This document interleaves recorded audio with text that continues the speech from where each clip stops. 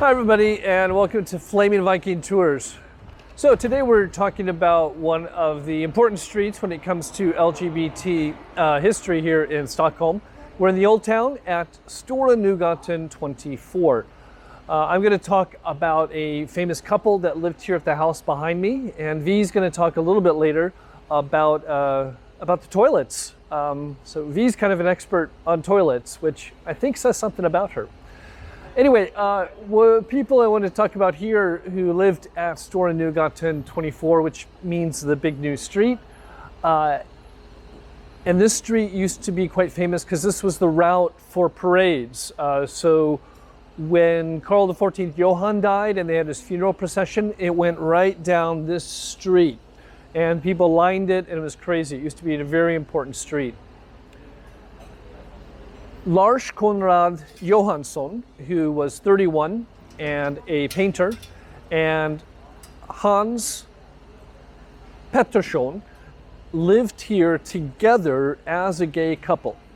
Now, neither of them can say which one of them initiated the relationship, but they really had kind of a boyfriend relationship.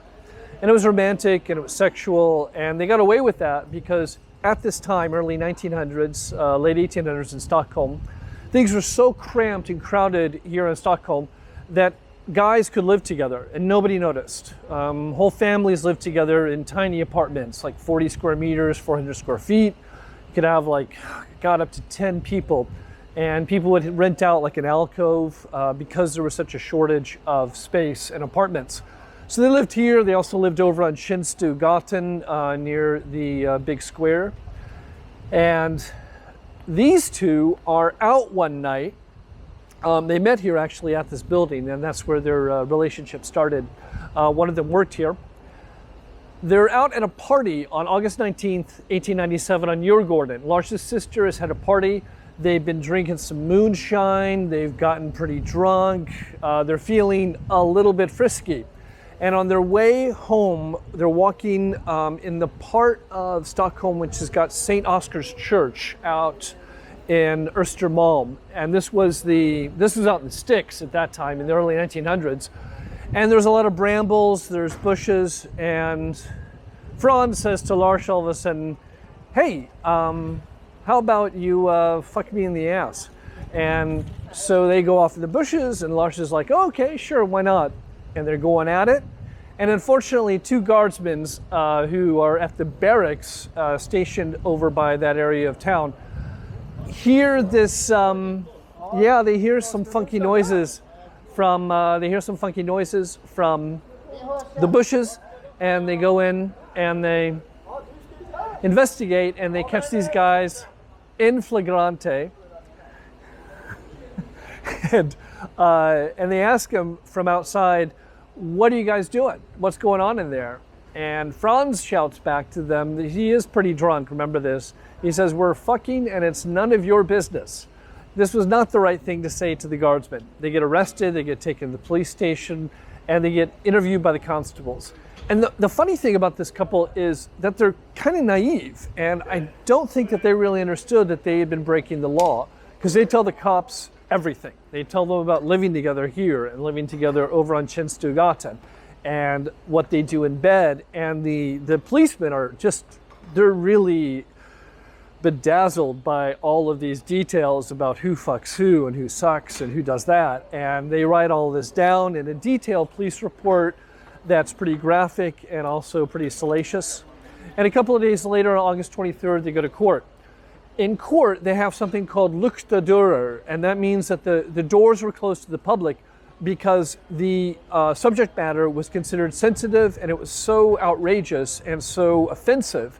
It was a violation of paragraph 1810 in the legal code, and that was basically sodomy against nature. And this is the new law basically from 1864. Sodomy wasn't always prosecuted in Sweden. At various times, other things were prosecuted. Bestiality is what they were really after. That's, by the way, why we have milkmaids and we don't have men that take care of cows, because you could not trust men with cows. But they get convicted and they get sent to long home prison for about 3 months. And you can get up to 2 years for this offense. And some people did get a long sentence, but they get sentenced to hard labor. And the irony of that is that that area, Långholmen and the prison, that's turned into a big gay cruising area. So the gays won out in the end after the decriminalization of homosexuality in 1944. In our other history tours, we've got more about what happened later after this couple got arrested, but we like to say that they're kind of the first couple arrested. And there's a lot of interesting history between 1897 and 1944 when it got decriminalized. And before it got decriminalized, for some reason, the statistics on arrests just skyrocketed from only a few around the time that when they lived and up until it got decriminalized. So that's it for this couple, and I will hand things over to V.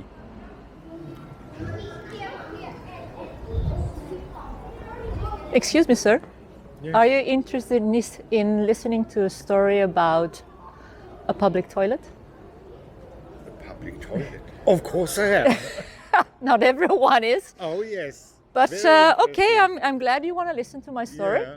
So in 1932, we had quite a few public toilets here in the Old Town in Stockholm. But something happened in one of those toilets. So in 1932, a man, he called himself Civis Academius, sent a letter to the police, and he was complaining. And he was complaining that one of the attendants of the public toilet was systematically blackmailing gay people. Especially men that had some money. Did you know anything about that? No. No. No. So what happened? So most of the time the attendant had a deal with a younger prostitute.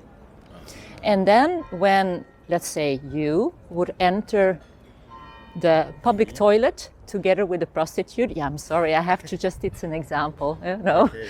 Yeah. Then it could be, you never know. But we go back to the story.